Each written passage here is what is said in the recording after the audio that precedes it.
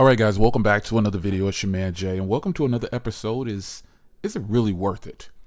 So I have here in my hand the Pixel 7 Pro from Google. This is their latest flagship device.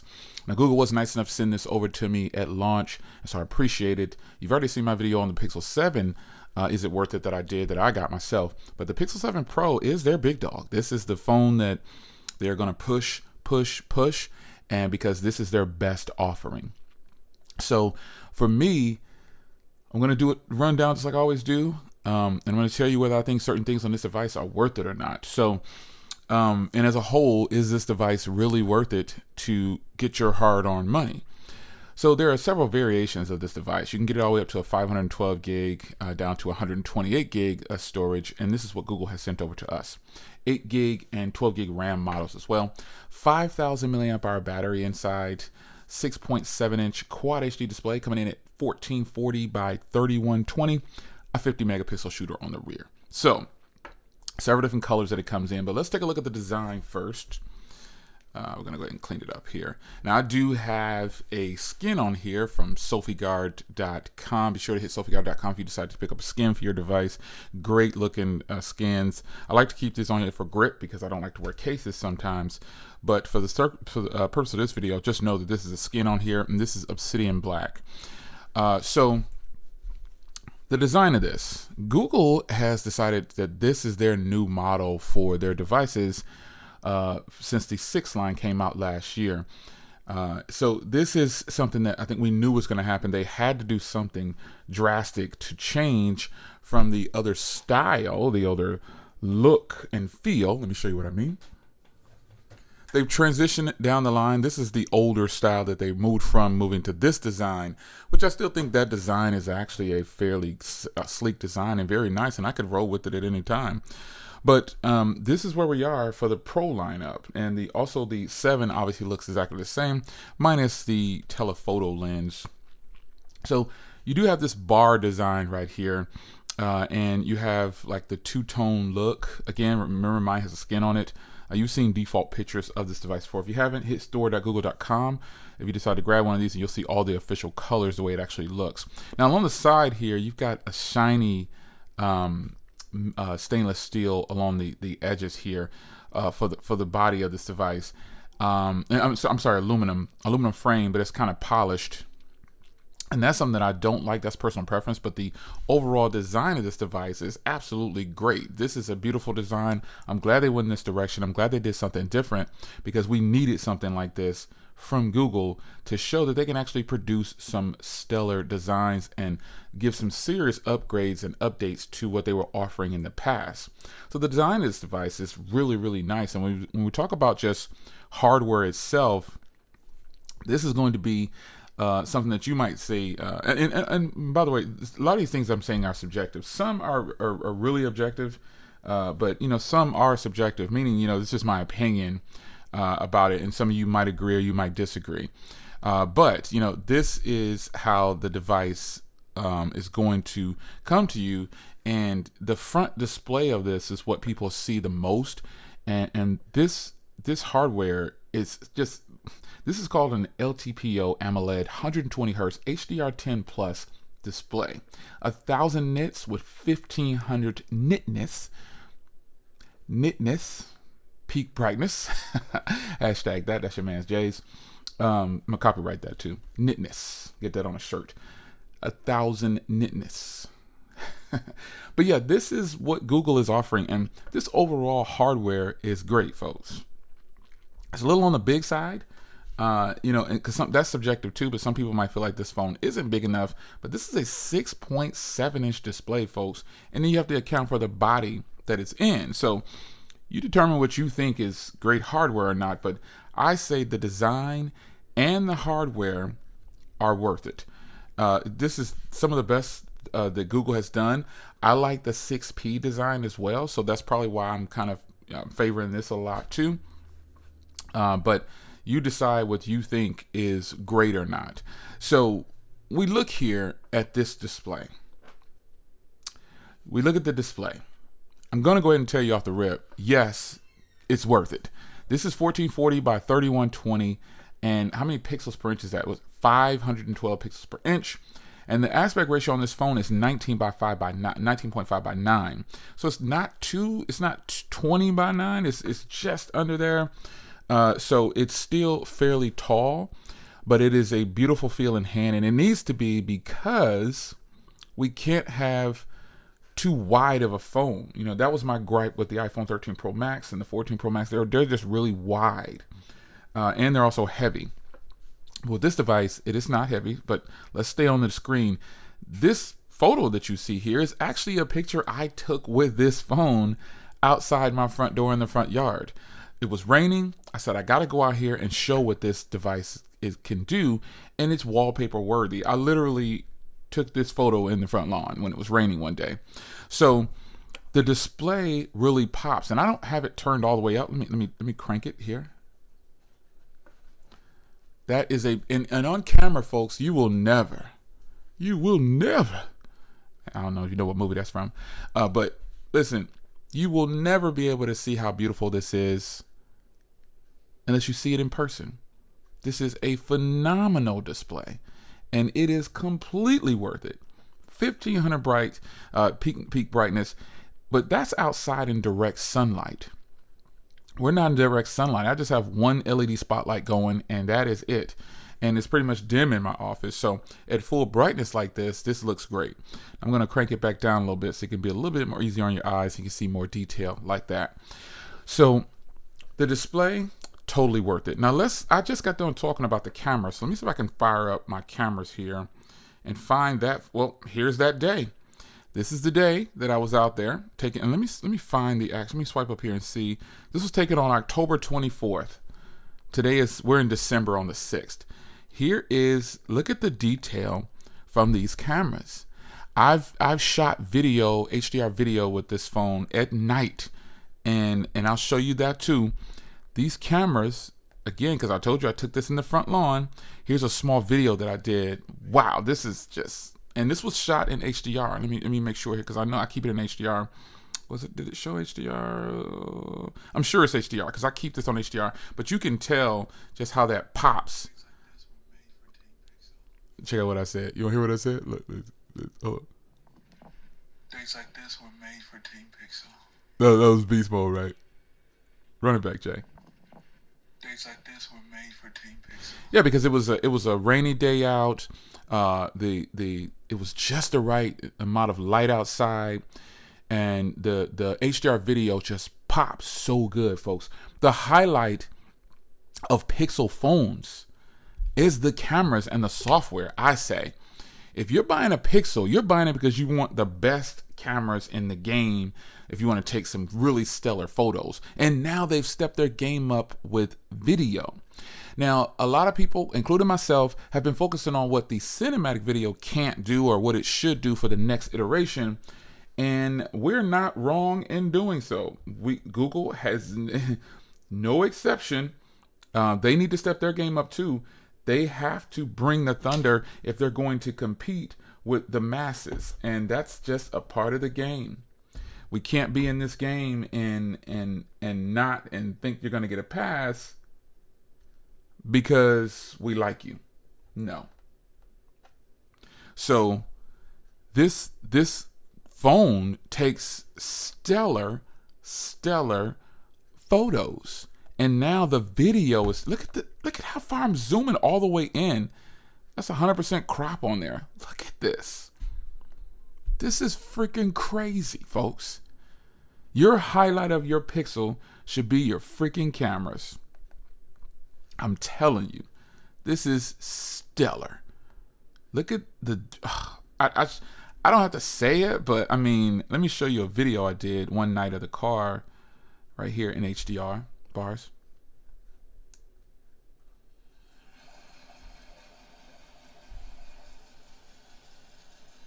This is before I had the wheels on it. It was completely dark outside, and there was just a spotlight going for where I was standing, where I shoot videos at. Tap that zoom. Look at that. Clears up quickly, not like before. There's no snap and pop this time, like when they were zooming in on the Pixel 6 Pro. This time, it's just straight up fantastic cameras. Portrait photos and portrait video, folks, this is just what it is. The pixels, most of the thumbnails that I take what is with a pixel device. If it's some kind of portrait shot, like 99% of them are from a pixel, whether it be my 7 Pro, my 7, my 6A, my 5A, my 4A. They are all qualified and certified to make thumbnails for your man Jay. When I don't want to do a fancy thumbnail, I say I'm just going to get a portrait shot and it's going to be with a pixel straight up. So yeah, these cameras are certified and totally worth it. Totally worth it. Now, another area I spoke of when I said, it should be a highlight in your life if you're deciding to get a Pixel is the software. So Pixels, this is really where it started with Google, with the Pixels. The software is what really probably drew people in. Buttery smooth, just flows along, updates if that's what you're into. But more importantly, the experience is absolutely great. So if you're a person who decided, hey, I'm going to go ahead and I'm going to get a Pixel because the software is good, follow me over there if you want to see what I'm doing with cars. 23_silver bullets. You can see I'm posting a few things over there. But I'm telling you, folks, the software experience is going to make you happy. You should not have a bad run with your software. You just should not. If you do, it could be some people having problems with the fingerprint reader. It could be some people having problems with the facial recognition. Point those things out. That's where the development of the software comes. I think it's funny that people say, "Oh, I'm not going to be a beta tester." We're all going to always be beta testers. Period. Even if a device is seasoned in their 10th iteration, we're still beta testers because the next version is coming out and we're going to still be asking for things that we want repaired or added on or just something different for the current device. We're all beta testers indefinitely. So software on here can only get better. They can only improve. And Android 12L for like folding devices and tablets and stuff like that, that's just gonna be sick when Google pushes out their folding device. And I just can't wait to get my hands on it. I want to see what the official Android 12L is going to be like or 13L or whatever it's going to be, just whatever the L is for laptops and tablets and that Google is going to produce. And I want to see what they're going to bring, not everybody else's overlay and stuff like that. So software performance, butter, down to the game. It's on point. Now, an area that's always going to be controversial is the battery life. The battery life, folks, is always going to be subjective on the person that's actually using it. Let me see if I can show you. I'm going to do a quick widget and see if I can put it. Oh, let me see here. I'll put this over here. This is what I'll put it right here, if it'll let me do it. Because I know this is. Come on, baby. Yeah, there we go. So as you can see here, this is my battery life. Right here. About 7 hours left. Let's go into usage. So, unfortunately, look where my time was to pretty much today. 3 hours on Instagram. It's not today, but like that's where I've done a lot because I've been posting a lot of stuff in my car. But let's go down and let's look in the area that a lot of people like to look at, which is screen on time. So this shows me having 4.5 hours of screen on time, and I've got about 7-8 hours left. That is how people measure this. I personally measure by the time off the charger. I wouldn't normally use this widget. I just wanted to put it there. Sure. I highly recommend that you do the same.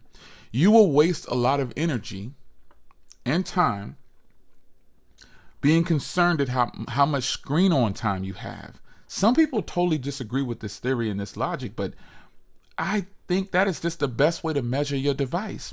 It doesn't matter that you didn't use it but 2 or 3 hours while on that last charge, because you probably went 5 days. Okay, you have to take advantage of the length of in time that your phone is off the charger. the most important thing is your phone there for you when you need it? Now, Google has implemented a super battery saving mode. You can turn that on and it'll stop. You know what I'm saying? Like extreme. I got mine set to extreme always. But listen, you can change it to extreme. You can change these never use blah blah blah as time. But I have mine set to always if I'm going to turn on the battery saver thing. So I personally feel like they're doing everything they can to compete. And even though this phone has a 5,000 milliamp hour battery, some people are going to say, "Oh, I only got 2 hours screen on time." I see the stories that people give sometimes. I'm like, wow, did they really just say that they only got an hour and a half of screen on time and the phone only lasted 4 hours? Now, if they were using the Motorola Razr first generation, then I would say, yeah, they're not lying, because that's what happened to me. But I'm just joking. But battery life, folks, depends on you. When phones have power saving mode, why wouldn't you use it? I don't understand the logic behind, I'm not using that. That's cheating. Huh? How is that cheating? You're supposed to be using the device for its full potential. Now, this phone does have a 5,000 milliamp hour battery, and tons of people will get a ton of battery life out of it. Let's be clear. It will give them what they want. But some people still are not convinced that this is enough battery. I disagree. I think even though this is a 5,000 milliamp hour battery, some people will always complain and I don't want to make it seem like they're whining and their views aren't justified, but I just think that it's mostly the creator world complaining, wanting more for less. And we should kind of technically want that, but I mean, come on, man. Just think about some of your requests. Now let's close this out. I think the main thing that people talked about when this launched was the price. It starts at $8.99, but let me just say this. Some people paid full cost for their devices. They don't have a choice. Some people do have a choice and they don't pay full cost. If you pay full cost for this device, it doesn't mean that you're getting a bad deal. It just means that you couldn't find a good deal at the time. You just couldn't find the deal, and there was no deal out for you at the time.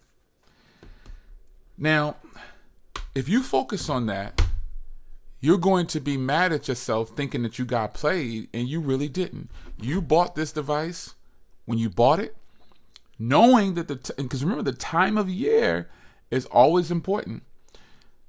This device went on sale for the Black Friday. Remember, always do your research on what these things mean.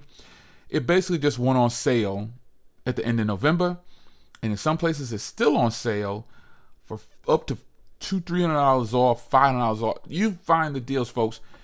So many people bought this device during that time frame, and they love it. But there's also people that bought the device at full price, and they love it. The price shouldn't always dictate if something is good or not. Case in point, to me, this is one of the greatest Pixels ever made, the Pixel 6a. Now wait until you see how I feel about this one when it comes time to put it on the chopping block for is it really worth it? Folks, I've always told you that you're going to get an out from a company. If you've been rocking with me long enough, I know you've heard me say this a million times.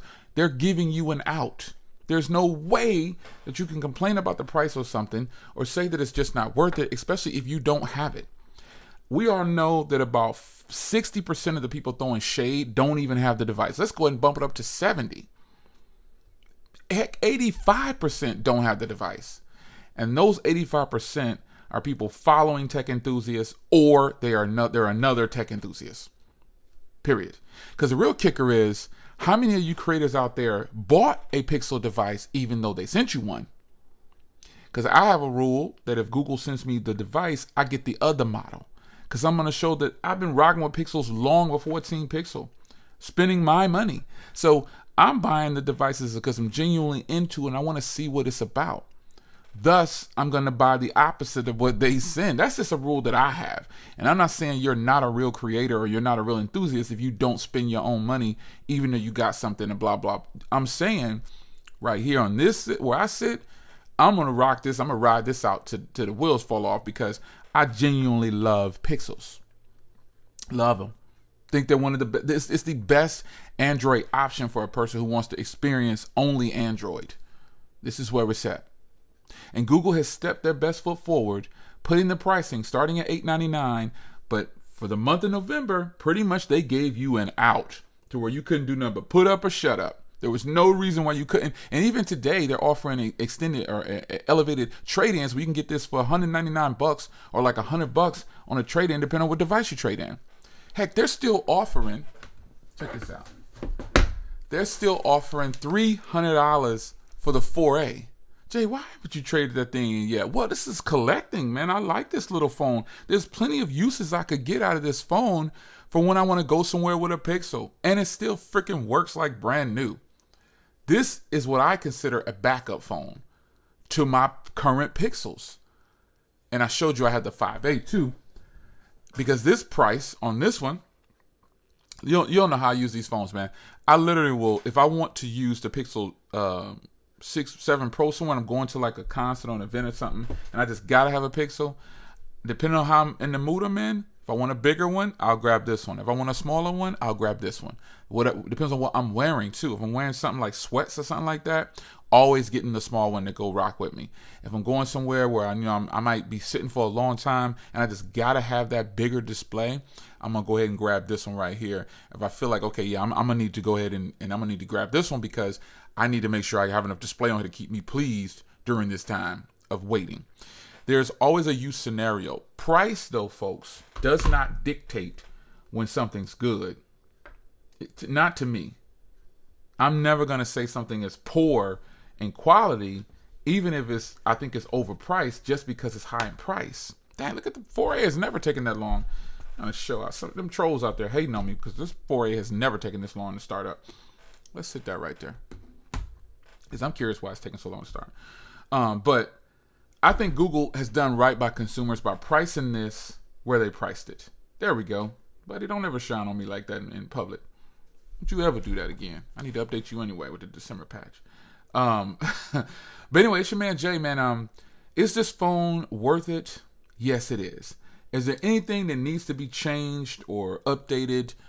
Of course it is, man. This phone isn't flawless. Like, it doesn't get a pass because I like it. Do I want to see a new design? Heck yeah, I want to see something new. I think they need to team up with HTC again and get this thing rolling in another direction. Flip it. Don't be like other OEMs just pushing the same design for 4 and 5 years just because you can. Don't do it. Don't do it. Do not change it up, Google.